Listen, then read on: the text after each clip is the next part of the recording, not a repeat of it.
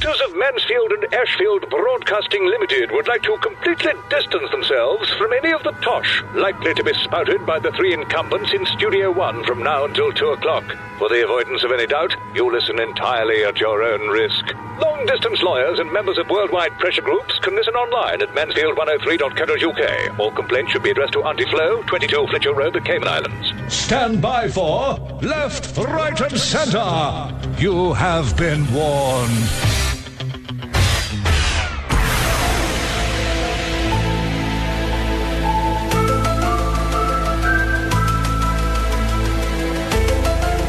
A very good afternoon to you. My name's Tony Delahunty, and along with my co-pilots today, Nick Bennett and Andre Camilleri, we're going to try and find out if there's anyone else out there. Yes, we're going to be investigating ufology, amongst other things. We'll touch on the world of ghosts, and we have a special guest on the programme, the man whose job it was for a long time in the Ministry of Defence to research UFOs. You're listening to Mansfield 103.2, and welcome to those of you who are listening also on our website, and those of you that may be interested in listening from even further afield. 100 light years away, there are planets that one day radio telephonology will be able to reach. Who knows what they'll find out there? There's been all sorts of things that have happened. There's about 800 sightings sometimes reported in a year to the Ministry of Defence of UFOs. 90% of them are proved totally false. But what about the other 10%? Are we in a world that we don't quite understand? Let's get your calls as well on 6660000. And if you're an alien, give us a call as well. You're listening to Mansfield 103.2, left, right and centre over the universe. But let's get in straight away with a question to our two in the studio, which will become three shortly. Andre Camilleri, ever seen a UFO? No, I have had actually a weird happening, but that's for later. All right, okay. And you, Nick Bennett? I see UFOs all the time. Yeah, usually when you've had one too many, I would have thought. Maybe, but I know usually the UFOs, they have a mothership. And I've got a great theory that the mothership's down at the Civic Centre. Yeah, okay, we'll leave that there, and with the lawyers of the various councillors and members of Parliament, please stand by. But joining me on the line is a man who does know what he's talking about, as opposed to Nick and Andre, and even I, and that's Nick Pope, who is, have I got the word right, who's, apart from anything else, a man who worked for the MOD, but a student of ufology? Is that what would be a right word for you, Nick? Well, I suppose so, yes. I mean, ufology is a sort of term adopted, really, by the UFO research community, who put an ology on the end to make it sound scientific, I guess. I mean, of course, unlike them, this was my job for the government as opposed to a hobby. But, yeah, no, absolutely. I'm happy with that description. Yeah, Fox Mulder is a name that's tied to you, and, of course, the X-Files. But I've got a direct question to you. Let's not mess about with any of this. Have you ever seen, Nick, a UFO? Come on, yes or no? No. Well. It's really unfortunate. I've investigated, I suppose, over the years, hundreds of cases of other people's sightings, but never seen a thing myself. Well, why do you believe in them, then? Because I'm told you do. Well, my view on all this is that most of them, of course, as you said in your intro, can be explained as misidentifications of something perfectly ordinary. I mean, aircraft lights, satellites, meteors, that sort of stuff. I do acknowledge, and of course I've worked on this at the MOD, that around 5% of these cases are unexplained, and I think there are some really interesting ones, but with regard to belief, I can't say hand on heart that they're aliens. I mean, I can't rule that out, and I suppose, like most scientists, I think there is probably life elsewhere in the universe. Whether we're being visited or not, I'm open-minded. Well, the universe, of course, is much wider than we can experiment into at the moment. But isn't there going to be some form of technology, I think it's called a radio telephone technology or something, that's just going to be able to look far deeper into the universe, 100 light years away, whatever that means? Yes. Scientists have for some time been using radio telescopes to listen for signals from extraterrestrials. I mean, just as our television and radio broadcasts are detectable, if there are artificial things out there as opposed to the natural background noise of the universe, we should be able to detect them.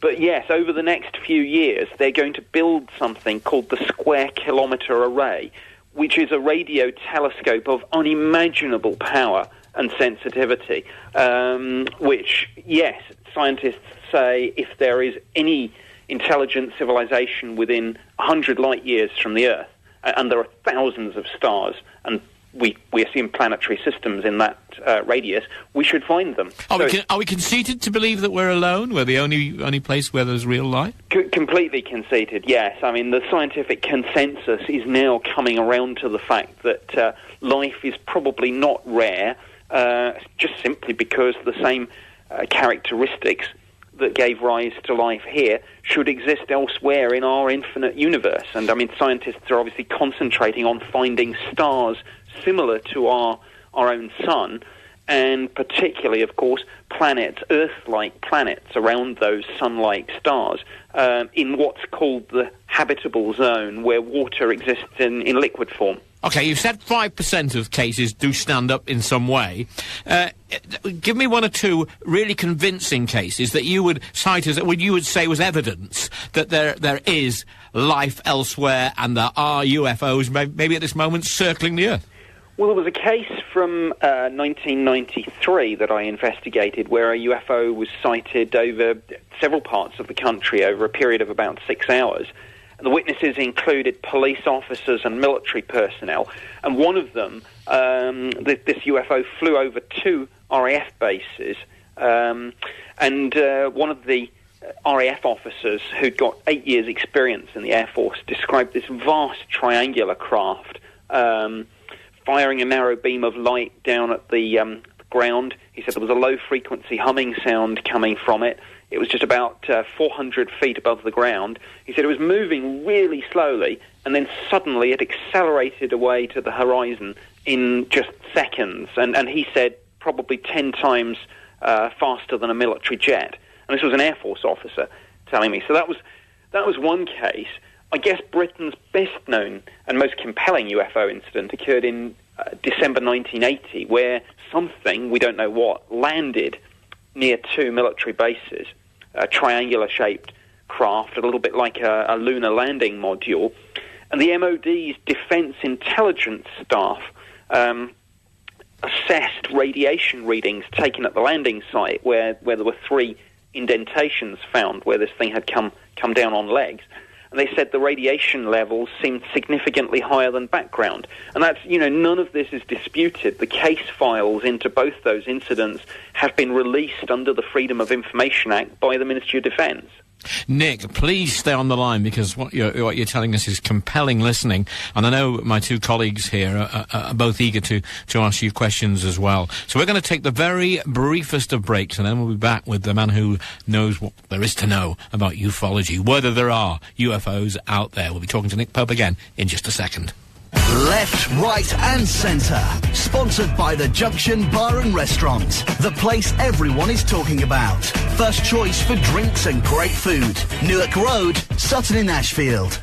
Yes, just thinking there as we're talking about UFOs, etc. If anyone was a UFO, or on a UFO, an alien was listening on a Friday night to Ian Watkins' programme, they'd probably head back. But never mind. I've heard some of the listeners on there fairly convinced they haven't headed back, and they probably just got off the rocket ship or whatever. We're talking rocket ships a little bit later on, but let's get back to Nick Pope. Remember what he is, if you've just turned on. He was a UFO investigator, one who didn't believe at first, and later did, because he saw evidence. Talking to him first is Nick Bennett. Well, what I want to know is, I want to believe in UFOs, and I have seen sightings that are questionable, but why is it that when we ever see footage of UFOs, they're only blurry pictures and they're a bit far distance away? Why don't we see, why do they always come at night time? Why don't they come in the day and land in the middle of Mansfield and say, hello, we're here, peace be with you? Well, there are some daytime sightings and photos, but, I've spoken to hundreds of witnesses, and those who were carrying cameras, it's actually quite interesting. Some of them are almost so stunned by what they see that either they don't think to use the camera, they're just literally mesmerised by what they're looking at. And if they do, they're shaking with either some combination of fear or excitement or both. And I've seen that a lot. I mean, I think we're getting more and more photos now, and of course, most people now carry a mobile phone which has a photographic and video capability. So I think as the quality of that in terms of megapixels gets better, we might see that better footage, but you still can't stop people getting overexcited and shaking. Yeah, it's just like the Americans, though. I mean, I don't know what your belief is in Area 51 and that, but we've got all this scientific, state-of-the-art cameras and that, but why haven't we seen any real-life, state-of-the-art footage of aliens? We've only just seen blurry pictures, and you see them all the time on the news. That's what I'm a bit sceptical about, and that's what makes people sceptical. Yes, I mean, I've seen one or two really good photos, and there were a few in the Ministry of Defence's case files. Some of them actually taken from the gun cameras mounted on various RAF jets. Now, whether those photos are going to come out, of course, the MOD is in the process of releasing its UFO files. That's going to be a fault. Yeah, can I... Yep, sorry? It's there, but I'd just like to... It's Andre here. I'd like to just ask you a question.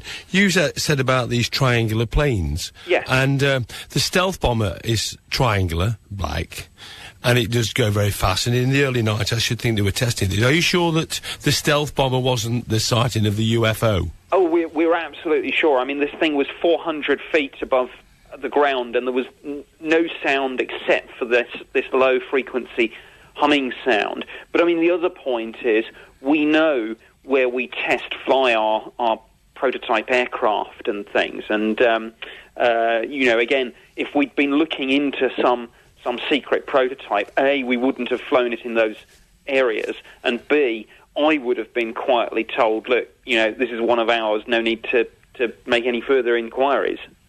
Let me just ask you a question. There's a lot of planes in the air, isn't there? And, there's been a lot of space situations. Apollo 11, there were rumours there with Apollo 11 that there were sightings on the way up of other forms of space transport. Planes have reported narrow misses, very narrow misses, and that sort of thing. Have you looked at the evidence of that? Yes, I have, and indeed that's one of the reasons why, even though I left the MOD a couple of years ago, I still continue to take an interest in this because I'm extremely concerned about the flight safety issues here. As you rightly say, there have been several near misses between both military and commercial airliners and jets and UFOs. And I mean, again, whatever we think these things are, and I mean, despite what the conspiracy theories say, the government honestly doesn't know. It is perhaps only a matter of time before we have a collision. So I think it's important. Could I just ask you a question, because I'm interested? I'm a bit cynical about all this. And don't people, when you talk to them about UFOs, don't they take you like you're a little bit of a weirdo? No, because unlike the people who did this as a hobby, I did this for the government, and my research involved, not sort of lights in the sky stuff, but sightings from police officers, military personnel. It involved looking at radar information, analysing photos and videos with various scientific techniques. So when I talk to people, I mean, whether they're skeptics or believers, they are genuinely interested in the work that I did. And what do you think the aliens want from us?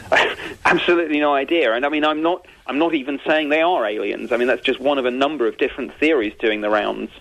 Let's get right over to a different viewpoint now. And Nick, please don't go away, Nick Pope, that is on the line, because we've got our own space pilot up here, our own Rocketman of Mansfield, Frank Sharman, known as the Rocketman because he builds rockets and flies them. I mean, have you seen a UFO? I have, actually. Well, wait, you're not really that far off the ground yet, have you? Well, before I did rockets, I used to build experimental airships, and at one point I was actually building and testing rotating helium discs and triangular disc as well. So help me over this. UFOs out there coming from some planet miles and miles and miles away, but couldn't something like a UFO be built in this, never mind this country, in this country, China, America, or whatever, and then go zooming away, maybe a much better developed scientific thing than we know about here at the moment that could appear to be a UFO? Would that be possible? It's very easily possible. Although a lot of aircraft, if an aircraft's over a certain size and performance, it's automatically on the registration. But there are a lot of experimental aircraft which come into the terms of models when they can be quite big, and a lot of these, there's no registration for them, and if a person tests them secretly, there's no way that you can prove that aircraft exists except for if somebody sees it.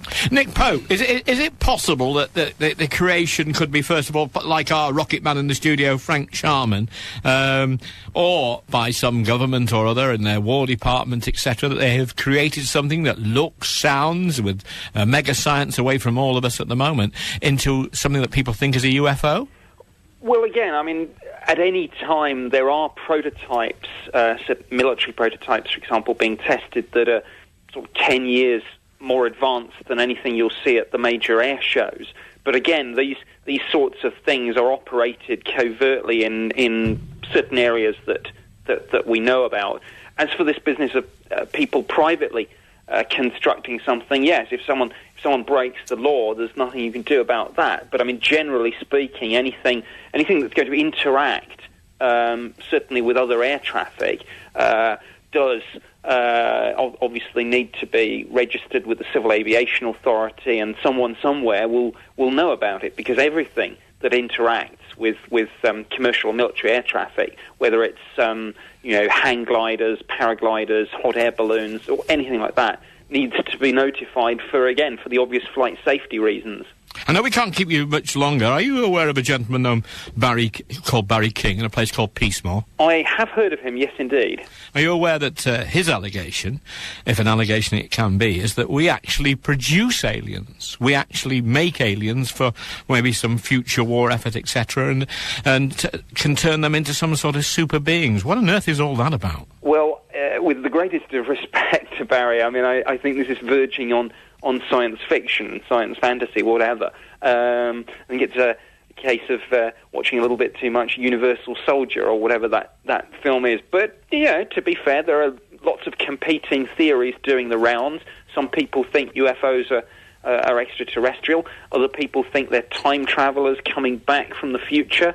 Some people talk about other dimensions, so who knows? Would you encourage people to use the Freedom of Information Act? Absolutely. The Ministry of Defence get more FOI requests on UFOs than any other subject, and they are in the process, as I think I mentioned, of actually releasing the archive of UFO files. So, I mean, there are literally hundreds of files, thousands of pages of documents. Most of it's fairly mundane, but there's some interesting stuff in there. So, yeah, go check it out, and if you've got a question, don't be afraid to ask. 2 quick questions. I'd like a yes or no on either of them. First of all, again, do you believe there are UFOs and therefore possibly alien pilots out there? I think definitely life out there. Less sure about whether we're being visited, but I can't rule it out. Sorry, politicians' answer there. There's definitely alien life out there. Apologies for that. Not quite sure what was happening then. We have an alien agenda in the studio. It's called Nick Bennett. But and finally, are we in any danger? No, I don't think so. I think if we do ever get first contact, I think it's far more likely to just involve an exchange of information, through radio astronomy, picking up signals. And secondly, I think we're going to be looking at technological interchange, exchange of knowledge, not sort of Independence Day alien invasion. Nick Pope, thank you very much indeed for joining us, a man there with a great deal of knowledge on what has been tagged as ufology. Are the UFOs out there? Number to ring in on is 666-000. Sorry that time starts to defeat us, and we have many, many other subjects to cover. We'll be talking about ghosts right after this. Left, right and centre. Sponsored by the Junction Bar and Restaurant. The place everyone is talking about. First choice for drinks and great food. Newark Road, Sutton in Ashfield. You're listening to Mansfield 103.2 on the programme that reaches places that other programmes would fear to tread. Let's go straight to ghosts now. Ghost stories coming up first of all from Andre Camilleri and then from Nick Bennett. Well, I've got a ghost story that actually might put the willies up here. And not you, Nick, obviously. But I was when I was a little boy, I was brought up on the bottom of Forest Road, which was called Old Bottle Lane, and the cottages were the old pub called the Old Leather Bottle. And as a little boy, there was no electric there; it was all gas, and we used to take a candle to bed. This is true story, true. And the story is of the mailman who came from Nottingham, who came to the inn to ask for something. It was a stormy night, cold, snowing, blizzard, and the innkeeper turned him away, and he died at Titsfield Park. And my mother used to tell me that when she was there as a little girl, that she could hear these stories. And in the pub itself, or in the cottage, we used to go down to the cellar. You could see where all the barrels were and all that. And obviously, as a little boy, I used to get really scared. And my granddad told me a story during the war that the air raid sirens went, and they had a big bang upstairs, and they never, don't know why that was on. So it was really quite scary, and I used to get scared there. It was a really old house. And I suppose there's people out there who can remember the old houses at the bottom of Forest Road, stone houses. It was lovely. Was that scary enough for you? It was a bit scary, especially the big bang upstairs. That's right. Was your parents upstairs at the time? Yeah. But what I don't understand, I don't know if I believe in any of these things, especially the UFOs. Well, you have to take it with a bit pinch of salt. But what I'm still saying is why don't they just come down in the daytime? Why don't the ghosts come and say, you know? But going back to the story of mine, I've been doing my family research for quite a few years, and I've had an experience where we live at the moment is where don't laugh at this, but where I've been forcibly held into bed. But you've had I've been paralysed and I cannot move. I have actually been forcibly held into the bed by a ghost. By a ghost, and he told me to leave well alone. You made love to a ghost? Yes, he forcibly held me in bed. I was cold, stiff as a board, couldn't move, and I was forcibly held down in bed, and I could see his face, but I was paralysed in bed. I could not move. And no, I'd not been drinking my favourite tipple, Jack Daniels, at the time, before you start any jokes on Mansfield 103.2 and its management disassociate itself totally from anything that Nick Bennett might say during the course of this programme. But let's go to our Rocketman very briefly. You have seen a ghost, haven't you? Just hold on, Tony, can I just say, has he just flown in? You have seen a ghost, haven't you? I have seen a ghost. Well, go on, tell us, quickly. Right, well, it's a little bit sad, really, but about 4 years ago nearly now, I lost my wife. And I was left with my two daughters living at home with me. Okay. Now, my older daughter was 16, and like all young girls, she was going out. And one night I was particularly really worried that she'd not come back, and I was very agitated with it. And I sat there on the chair with my younger daughter. And what happened was, I kept looking at the clock and kept thinking, where is she? You know, shall I go out? And then, just at that moment, we've got a glass door in the passageway, so you can see out into the passageway. And I saw a woman with long hair walk past. And I thought, right, she's back. And jumped up out of the seat and went after her. Nobody there. So I followed, went to the bathroom, looked, nobody in the bathroom, went to the bedroom, nobody there. I thought, where is she? So I thought she must have doubled back. Went back to the kitchen door, and the kitchen door was bolted from the inside. Now, there was nobody else in the house, so there was nobody, you know, could open that bolt and, you know, or put that bolt on. And I went back and I thought, well, I know I saw her, you know, and I just saw a woman's profile with long hair. And 20 minutes later, there was a knock at the door, and my daughter was back.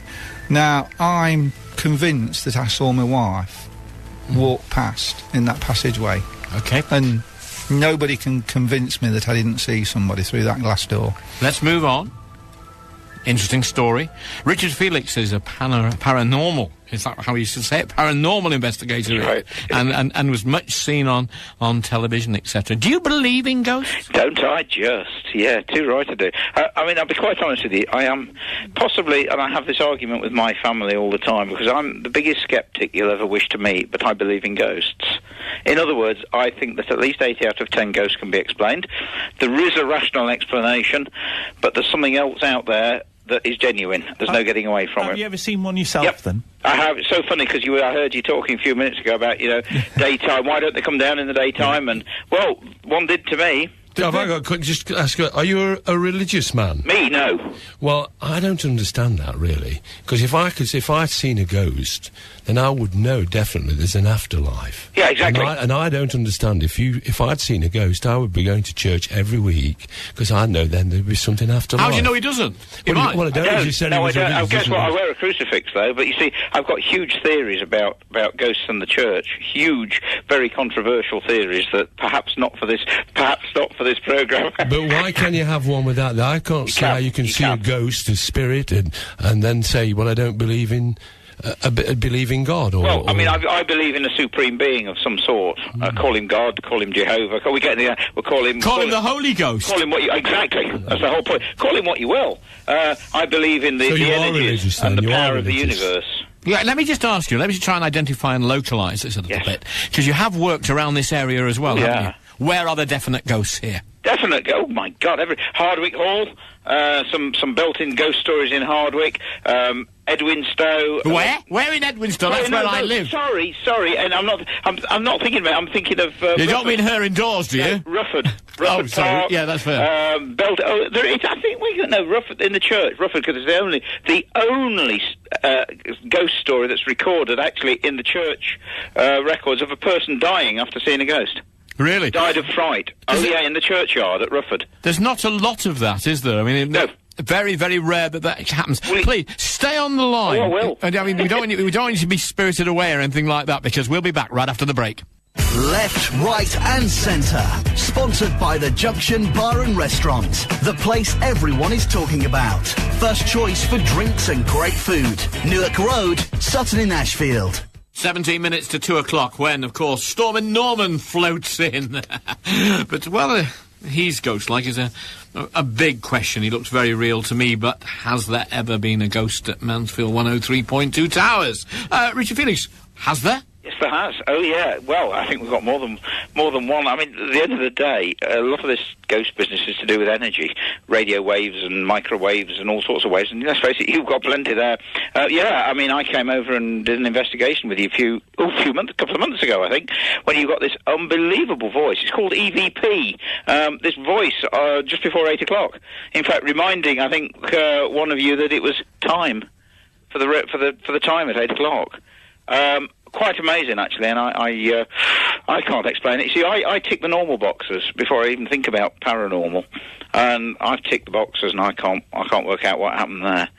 I found it quite fascinating. I know that you can actually go to our website at mansfield103.co.uk and you can hear the phenomena of what Richard Felix is talking. So you believe in ghosts, Richard. Just very quickly, Andre Camilleri in the studio. No, I don't believe in ghosts. No, Nick Bennett? I'm quite flexible. I believe in him. I don't believe in him. I'm not sure. You bend either way. Yeah, okay, I'm fine. flexible. And over here, Mr. Sharman, our Rocketman. Yes, I believe in ghosts now, and I think a lot of people who've lost somebody, I think they're opened up to seeing things or hearing things that they probably wouldn't have noticed before. Are ghosts good, Richard Felix? Yes, that's the big one. The first thing, whenever I start talking to ghosts, talking to people, I don't talk to ghosts, talking to people about ghosts, the thing I always say is, please remember that the profession of a ghost is not to scare. Yeah, but you talk about, people who've been beheaded walking around with their head under their arm. Yeah.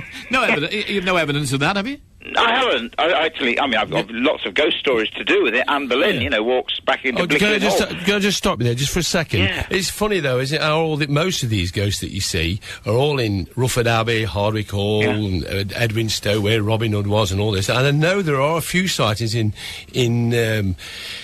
terraced houses, thousands and thousands of houses. We should be actually surrounded by ghosts everywhere. Yeah. I think what it is, you tick the boxes all normal, but I think there's a normal box that says realism, non-realism.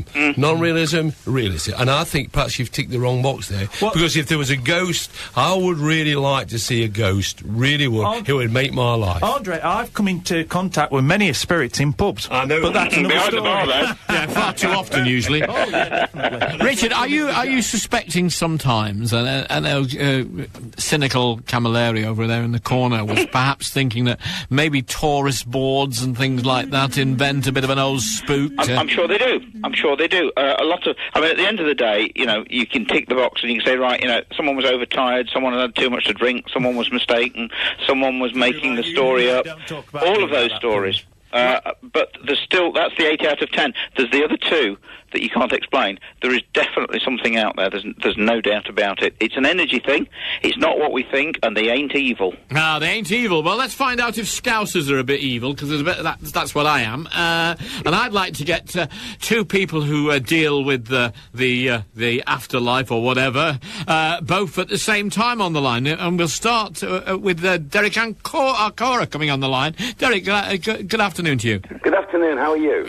I'm excellent. Listening to you before on radio, and how would you describe what you do? How would I describe it today? Well, it's quite simple. I connect with the world or the realms of spirit and ask for those people who are resident in the world of spirit if they will carefully step forward and, you know, converse with me, or to show themselves to me, or both.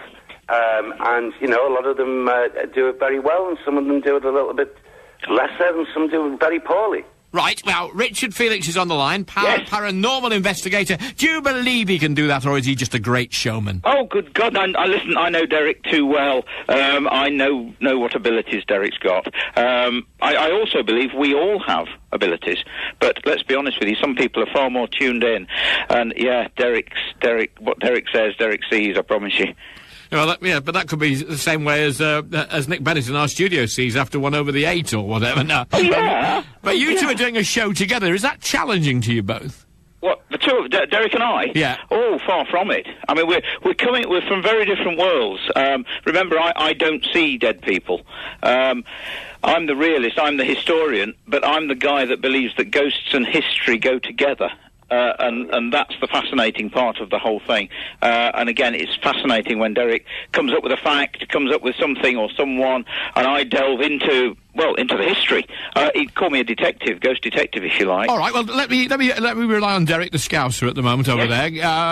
Henry VIII. Now, could you contact us up with Henry VIII and sort of find out whether whether he thinks he was fair to his wives or something like that? The simple answer to that. Hi, Richard. Hi, Derek. How are you, mate? Good to hear you, mate. Lovely to hear from you. Will you have your private conversations some mystically elsewhere and get on with it? Okay, he's my mate, you see. Oh, good. Thank you. It's almost impossible for me to, from this standpoint, sit here and say, hey, I would like to make a connection with Henry VIII. Firstly, Henry VIII doesn't know me. I've not been around his place where he'd probably be visiting. However, if I was to be at a location where Henry VIII has resided, has had his history there, his energies there, there's likelihood, if he wishes, and only if he wishes, to step forward and say hello. But there's no guarantees with spirit connection because, you know, these spirit people, no matter if they go back hundreds of years, they're still holding on to their personality. And if Henry VIII wasn't what we call, at times, a very likeable man, he could probably show exactly the same sort of attitude towards me. Could you contact my granddad and find out where the cash went that he was supposed to have left me? Only if your granddad was willing to make that connection, yeah. He was never willing to make a connection with anybody with my granddad. Andre. Well, it's interesting. It's a play on words, but Mr. Acorah said he comes from different worlds. So, which world do you come from, and which world does the other person come from? Right, well, which world do you come from then, Derek? Go on. Well, I come from Scousland. Oh, that's a different word. Not Knotty Ash. But no, not far from Ken Dodd's area. And where does Richard come from? Derbyshire. Stanley. Yeah. No, it's not true. That's wrong. Wikipedia got it wrong. I'm a Derby lad. I was educated at Stanley College, but I actually come from Derbyshire. Derby. In which case, I've just been reading about Brian Clough. Oh, yes. Now, could we contact Brian, who was a great man, and find out what ought to happen at Nottingham Forest to somewhere near the bottom of the league, if not the bottom of the league at the moment? Now, would we need Mr. Acorah to do that?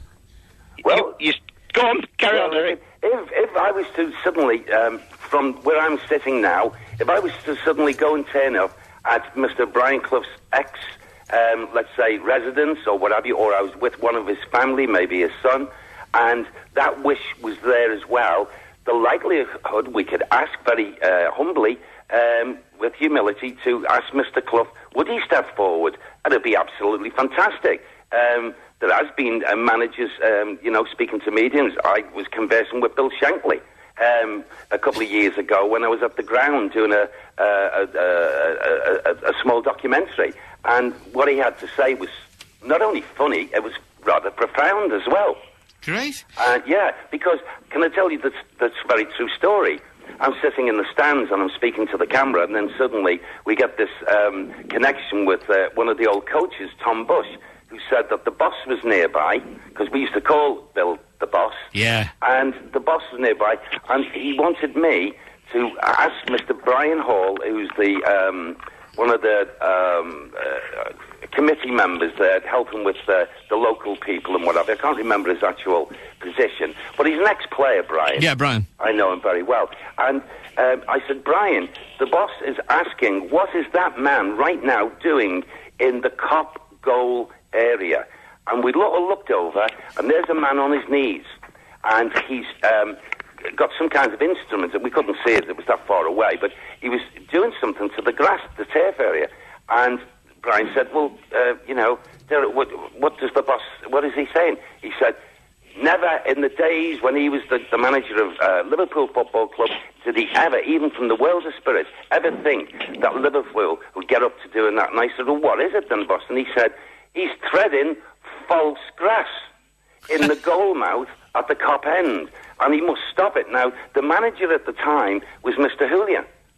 So Brian reported back to Mr. Julia, and Julia, I believe, went crazy and said, tell Bill Shankly, or whatever is speaking, to mind his own business. I'm the manager of the club at the moment, and I'll do what I want to do. Unbelievable. Now, our producers, who should really know better, because we are tempting fate now, suggest why we've got such strong personalities as you and Richard on here. And you may have heard Richard say before, I don't know whether you're on the line, that there is a Mansfield ghost in Mansfield, in the radio station 103.2. Right. Is there any chance, we could try and join hands here, but we'd be probably trying to contact the living in here, but if we did that. But, is there any chance that you could sort of use the spiritual airwaves now, and perhaps we'd have a ghost on the end of the programme or something like that? Well, as I say, there's no guarantees, and of course we're talking from the voice vibration at the moment. I'm at great distance, so I can't sense or pick up if I'm not in that atmosphere, as Richard would know that. However, it'd be a great plus whether I was there, but I can't be there. Can we invite you here on some occasion, maybe join the programme and see if we can all... as long as Mr. Felix, Richard Felix, is there as well. Oh, he has to be, because we have to balance this. So let me extend an open invitation to you any hour of the day, or even in the bewitching hours of the night, because it would be quite an experiment, would it not? Be great. If we can find the ghost. Yeah. Richard, do you have any idea who our ghost is? I have, but I won't say anything now. No. Obviously, because Derek's on the phone, you see, and this is the whole... Yes, I've got a good idea. I certainly can't prove it, but I've got a very good idea who it may well be. But I say no more. Yeah, let's do it. Yeah, OK, you've listened to those two there. Let's get the view, first of all, of Nick Bennett and what they've said. Well, I'm up for that story, because if we're going to invite him in and we're going to spend a night here, but can I make sure that we've got plenty of spirits here to keep us going throughout the night? And you might find some spirits that you don't want, Andre. Well, I don't know if anybody ever watched Laurel and Hardy when they were little boys, but every time anybody talked any... and it used to go, cuckoo, cuckoo. And I honestly believe, really, that you really truly believe. But if I tell you now, if you could see a ghost and you'd seen a real ghost, you'd be the most religious man on this earth. Because then you would know. No, I don't agree with that. I think if you're talking about afterlife spirits and actually what you do, if you could actually hear yourselves talk in a real manner, you've talked to Bill Shankly. Good grief! If Bill Shankly came down now, could sort Liverpool out. We could get Brian Clough back. We could have Alf Ramsey. We could have everybody. We could want do Brian Clough back for Derby County. Hold on. But you're very selective on who you pick. I'd like to bring my granddad back. Nick would like to bring his granddad. You're very selective. All these people. I just think. You can't do it like that. No, you can do it like that. You know what you're talking about. It's all been disproved many times. If there were ghosts on this earth, we'd all see them all the time. You're listening there to Andrew Camilleri. Sorry, guys, time is defeating us. Time is defeating us. Continue at a later date. Oh, indeed. I think there's some more sparring to do this. Derek, thank you very much for joining us, and also to Richard, Felix. Would you like to say goodbye to each other? No, they've already gone. Yeah, they mystically just disappeared. There's just about 4.5 minutes of the programme to go. We'll take a break. Left, right and centre. Sponsored by the Junction Bar and Restaurant. The place everyone is talking about. First choice for drinks and great food. Newark Road, Sutton in Ashfield. 103.2 News, and then Norman Cox coming up. Wouldn't it be funny if the news said somebody had sighted a UFO with even worse, with a ghost flying it? But never mind. Let's quickly go round the studio first of all. We've had the Rocketman up here, Frank Sharman. Very briefly, Frank, are you got any plans to launch yourself in the stratosphere and go UFO hunting? Well, I retired from the rocket launches about 4 years ago now, but I had plans to build a new airship at some point in the future. Right. But it like anything, it depends on funds and space, you know, so... Okay, well, right, and Andre Camilleri, our disbeliever today? Well, I'd like to believe, but I do think these people, if they're hearing voices, seeing people that don't exist, talking to people, seeing ships that don't exist, really they ought to be looked into. Oh, Andre, I hear voices all the time, but I'll be sitting down with the spirits tonight and having a good old talk to them. And I'll be with you as well. Will you? Oh, lovely. And are you both up for it if our friends come along here and maybe one bewitching hour in the middle of the night, we search out to find out if a ghost in Mansfield 103.2 really exists? I'll be the first in the queue. Tony, I'm always up for it, you should know that. Yes, the voice there of Nick Bennett with his little squeaky toy. Do you know that again? I do feel funny.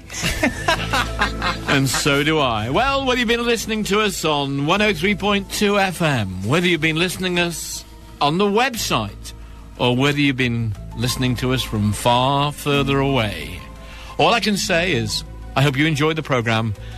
And I don't necessarily speak your language, but in any event, no.